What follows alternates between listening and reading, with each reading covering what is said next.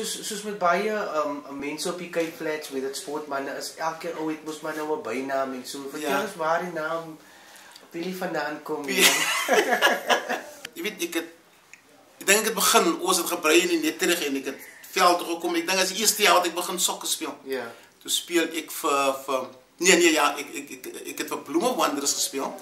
Toe kom Pouts Bloegam vir my. Toe speel ek vir hulle. Toe was 'n persoon met die naam van Karinza. Verstaan sy en ek het dit gehoor, hulle skree Pili, maar ek het nie wie skree hulle nie. Agter daar, toe sê hulle nie eens vir jou Karinza het nou weer genoem Pili. Hy sê hy is nie op byna want hy speel en lyk soos die Brazilian aura so en van daai dag ek ook maar as gaan dit nog steeds Pili. Verstaan sy ja. En hoe fitting dat daai naam, because naam so Pili is mos nou nie vir enige een mos nou gegee nie. Jy moet nou iets spesiaal optree in jou spel of talent het, so ek dink ook maar net is fitting in die jare as ons nou terugkyk wat Mr. Anderson achieve it, en die naam is ook maar very fitting to your achievements en okay, hulle sê so. ja. En vroulief al die jare wat so 'n houndesteuning kan doen, moes nog nie gebeur het nou, die sy moet mos 'n rol gespeel het. Ja, nee, jy weet, as kom maar begin af, toe ek gaan speel het, toe ek vir Maritzburg gaan speel het, soos ek verseker gemaak ek kom regel af om te kyk of al so regels met my boyfriend. ja, ons kom 'n lang pad. Ek as hy kom 'n lang pad, ons kom toe ek toe ek gespeel het vir Maritzburg en jy weet ons nou 33 jaar getroud, so ons kom van die begin af. En ek bedoel seker gesê dat ons sokkerspelers, vrouens was almal vriende. En dit ons het een familie geraak. Mr. Anderson, dankie vir die tyd dat u vir hom beskikbaar gemaak het. U is nou die legend vir die week nou. As meneer nou so terugkyk op meneer se invloedryke loopbaan, wat is van die goed wat meneer sal sê as meneer nou terugkyk, staan uit vir meneer iets wat meneer altyd sal cherish? Ja, om te sê, dit is nog 'n tamelike vraag. Ek ben op baie ver terug ding, maar ek dink die grootste waar dit begin het. Jy weet die mense met wie ek gemeng het, hulle het 'n groot verskil in my lewe gemaak. Ek het 'n Bluga Mozart gespeel, ek het 'n persoon na ontmoet Kama. Hy het vir my groot difference in my lewe gemaak. Toe ek by Soofs kom, toe change my hele sokker, my life het gechange en ek dink as ek nie was Soofs ontmoet het, as ek nie was Soofs gespeel het nie, dan was ek miskien 'n different persoon vandag. En ja, ek dink dit is die begin van my sokkerloopbaan. So baie sukses word toegeskryf aan die klub van Sippensos wat nou deure oopgemaak het en natuurlik die pad gepave het vir hom. Ja, regtig. So ek sê toe ek jonger was, ek sal nie sê ek was nie 'n goeie seun nie, weet ons het almal verkeerde paaie geloop en toe manne soos Melvin en jy weet hulle het verseker gemaak dat ek stap die regte pad en daar moet ek my ouers ook inbring. Hulle het gesorg dat ek Saterdag op die veld, Dinsdag en Donderdag op die terrein. Ja, dit was wat my gevat na die volgende stap toe.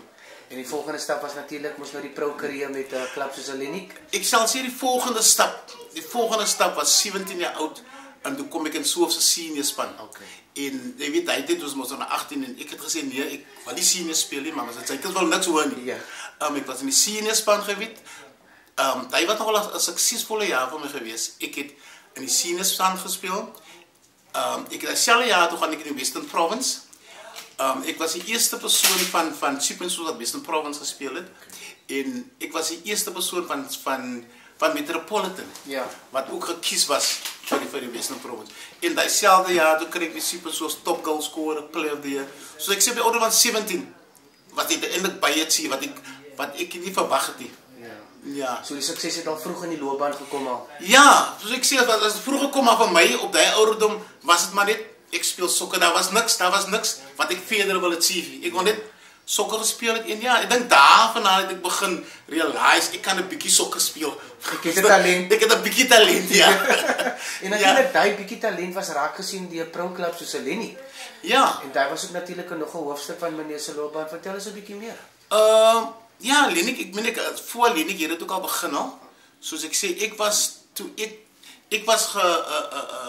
het my eerste jaar ek sokker gespeel toe in Maritzburg toe. Daar het my pro-loopbaan begin. Ek het Farouk Abrams, Kelvin Peterson, hulle het my kom haal. Toe gaan ek speel ek daar vir 'n jaar. Kom ek terug. Ek en Kevin Valentine en Clive Carolus en almal die ex-Sippensos, ons het almal saam gespeel. En daai jaar het ons die double. Jy weet, dit is net trofees het dit ingekom. Ja, dit was eintlik goed.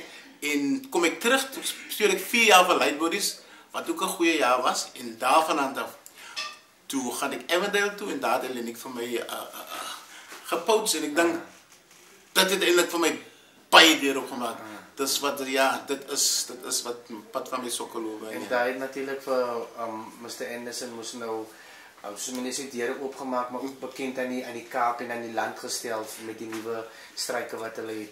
Ja, nogal. So ek sê as ek by Lightbodies gewees het, daai tyd, jy weet, Lightbodies was mos 'n kleerlingspan man. Yeah. En jy weet, Etlon Stadium, as jy Saterdag en Vrydag veld kom, dan is dit vol. En so ek sê by Lightbodies, ek dink daar het almal so kleerling manne soos Nevin Payne, Trevor Daniels, Duncan Crowley, ons almal het saam gespeel en dit was eintlik daar waar die Kaap, daar waar die Kaap ons gesien het. En wat so ek sê wel Hellenic was Hellenic het na hy gekom, maar hy was ook 'n goeie pad geweest. So ek het nie 'n probleem met sokkerloop. Alle kant oral wat ek gespeel het, moet ek maar vir almal dankie sê, want almal het 'n bietjie gegee towards my sukses in my sokkerloopbaan. Ja. En natuurlik die apartheid, dit was nog apartheid jare geweest hy. Ja. Blankes een kant en die witte kleerlinge aan die ander kant. Hoe was dit vir 'n sportman wat getraai het om sy merk te maak en om pro te speel, maar obviously daar was nou limitations geweest. How did you counter measure that? Ja, dis ek nogal die vraag soms maak dit 'n bietjie seer maar ek soos ek gesê het, ek was nie regtig beoog om ver te gaan in sokker nie. Ek was mos maar 'n townse boetjie, ons is altyd aan die agterkant en ons weet nie regtig wat kan ons achieve. Maar so ek sê toe dit kom toe accept ek dit. Maar wat mooi was, het nooit 'n challenge om daar gespeel het. Ek wil net my sokker geniet het. Ek wil net sport gemaak het. Dit was vir my soos dit gewees het, ja. En Kapili, wat is van die memorable moments op die sokkerveld vir u? Ja, jy weet, hy is nou, ja, dat is taamlik, maar as ek terugdink, as ek praat van, ek gaan nou in my pro, toe ek het in Maritzburg gespeel,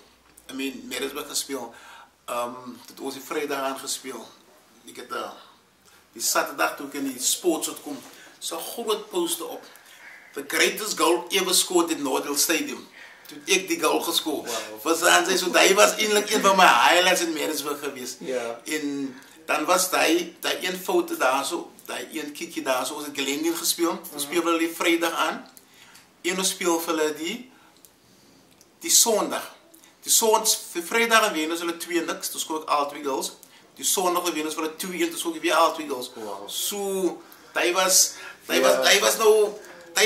een van die goed wat ek kan terugdink, kan ek aan dinge, lach ek altyd, as ons by mekaar sit en gesels, ons praat ons altyd, weet, Glendale en Lightbodies was rivals geweest, en 4 goals in hulle te skoor, weet, die hele Kaap in die brand gemaak. Ja, natuurlijk, want hulle was self 'n gedigtespan. Ja, nee, hulle was Bobby Solomons, Duncan Crowley, Michael Inces, nee, hulle was 'n goeie span, hulle wil gereken wees, maar okay, ek sê, ons was nou net untouchable, ons was net so township talent.